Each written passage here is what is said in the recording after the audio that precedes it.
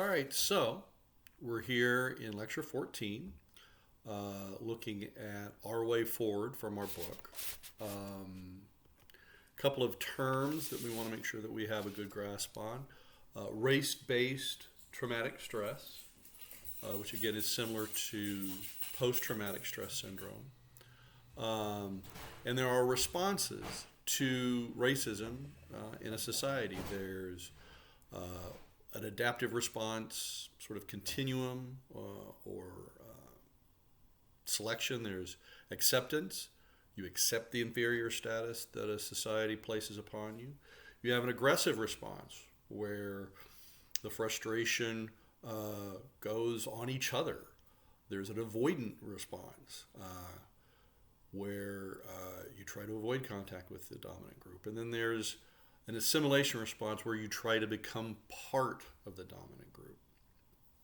There are movements, reform movements, where you're trying to modify the system, revolutionary movements, where you're trying to change the whole system, religious or redemptive movements, where you're trying to change the people, alternative movements, where you're trying to change people in groups, which again is different than a religious movement where you're trying to change just the individual.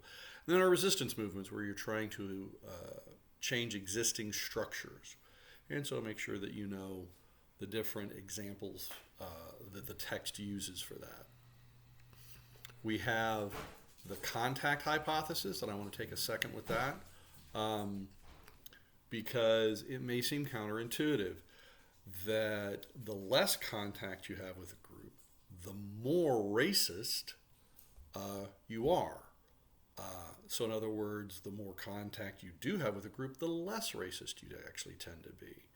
So for those of you struggling with that, I'm going to try to relate this. Chances are in your family, like in everyone's family, perhaps you have that one older, maybe racist family member that you struggle to take out in public because they say or do things. And for me, that was my great Uncle Keith, and he would tell and have racist stories. And when I was younger, I had no way to really talk about these things because I didn't know any of this theory stuff. Again, now that you do know some of this theory stuff, you're the experts. But I did sort of get him upset one time. He was telling some story and he goes on about not liking black people, and I stopped him and I said, but wait a minute, how many black people do you know? And of course he's like, well, I don't know any because I just don't like those people. And I said, but that's not true. What about Willie at work? And at his work there was one African American man, and everybody there, including my great uncle, loved this guy. So he goes, oh no, Willie's different. Willie's not like them. And I said, but wait a minute. It's the only black person you know. And you say you love him. So doesn't that mean that you love black people? And he got really upset with me and, refused to talk to me for the rest of Thanksgiving. And that was actually a great Thanksgiving.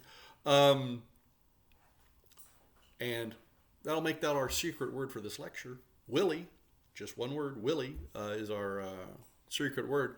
And the point is that he only knew one person, so in his mind, sort of in a cognitive dissonance, he'd been told all these things about black people, and he chose to believe them his whole life. But the one person he actually had contact with, he actually liked because he actually knew that person as a person, not as a group story. So the contact hypothesis, important to understand. Some other terminology, cultural intelligence. This is the active awareness of yourself and others, being aware of both how your culture looks and acts and how it's impacted you. The sociocultural lens, understanding others' needs and values and truth based on their culture. Recognizing perhaps your own cultural bias, which again is your preference for your own culture. The idea of re-socialization, which I have to say is very hard. Even when you try, re-socializing somebody is very difficult. In fact, actually, if you think about some of the social institutions we have, like in law enforcement, penology, and criminology, we're trying to change people. We're trying to re-socialize them. the dynamics of power, being able to recognize and acknowledge them. Um, and this can be particularly hard for white folks because they've always had them. So it's often difficult for them to acknowledge and recognize a world or a situation or a system where that isn't happening for them. So often they struggle. They struggle to recognize their privilege and their position in a society because they say, well, I'm not Elon Musk, I'm not privileged. You don't have to be Elon Musk to have privilege, to have a system consistently treat you better than other people. And since you aren't being treated worse, you don't know, maybe what that feels like or even how to spot that. And it's hard to make that part of your reality. There's also an interesting aspect here, and I want to take a special section here, framing and the framing tool. This is being able to take an issue and have people think about it just by the way that I use words and how I frame this. And this is also another benefit that people at the top, the rich, powerful, white, often are able to frame situations that benefit their side with just a couple of words without them even recognizing it. So, for instance, if you ever notice, people of color are almost always unilaterally accused of terrorism, right? When they do something against a government or a system of power, that's terrorism. But when white people do it, for instance, they're having a war. They're freedom fighters. The system that we live in tries to understand their need, exigency, and we don't extend that to people of color. Even when, if you just take a few seconds, like, for instance, governments in the continent of Africa are taking over from old colonial European powers and pushing them out.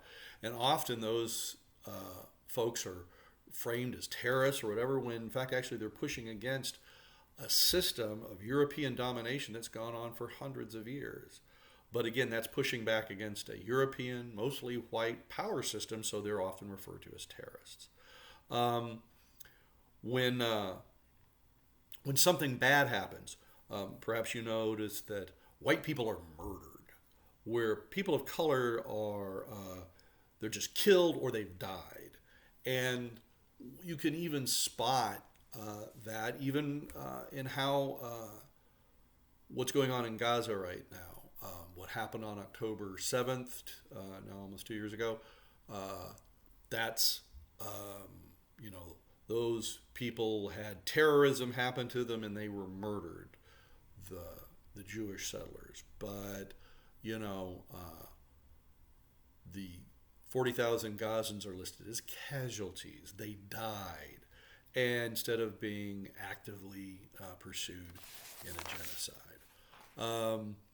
There's types of ignorance that your book discusses, and I want you to go ahead and make a list of these too.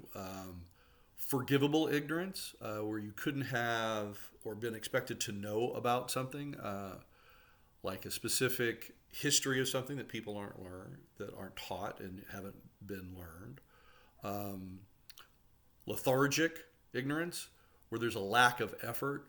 You don't know and you don't want to educate yourself on it, like, let's say, the period of lynching that African Americans endured. There's a lethargy about that where we're like, oh, well, I guess that happened. It was a long time ago, and I don't want to take that, but yet, people will know a lot of specific about, like, let's say, World War II or some other situation that affected European or white people. Apathetic ignorance. You should have made an effort. So knowing more, like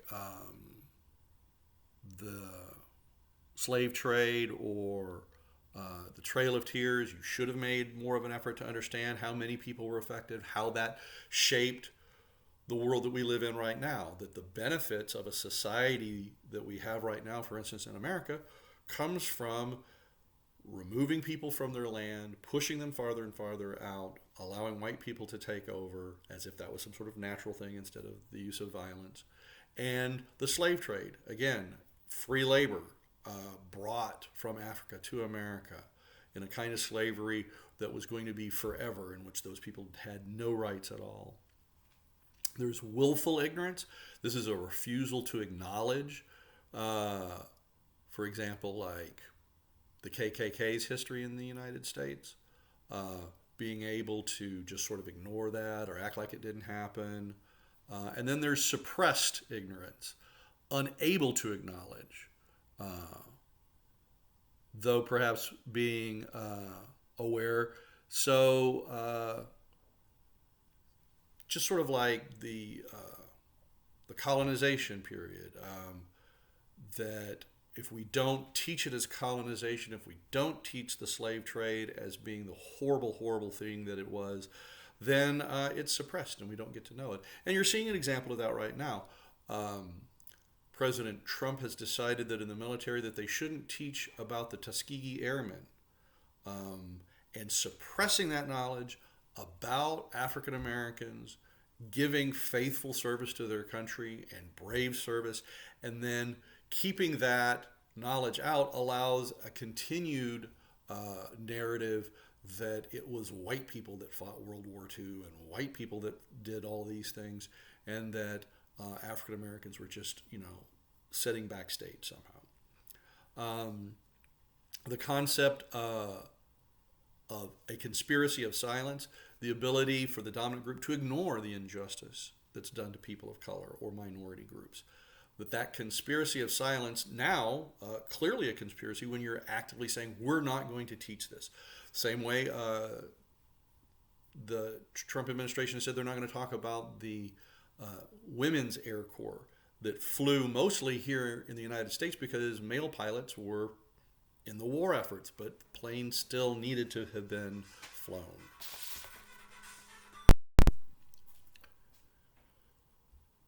This conspiracy of silence feeds into these kinds of ignorance, and it may seem, oh, well, just because I don't know something, what's the real harm that does?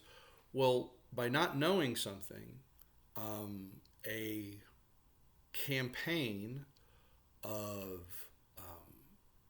continued ill treatment, continued injustice can be successful if there's not the information widely understood and widely taught about the real truths of group, instead of the stereotypes and the prolonged ignorance, or even the suppressed ignorance where we willfully and suppress positive information, only relate the stereotypes that are negative about groups like Native Americans or Asians, African Americans. So make sure you keep track of those, and then we'll get on in the next lecture to 14b.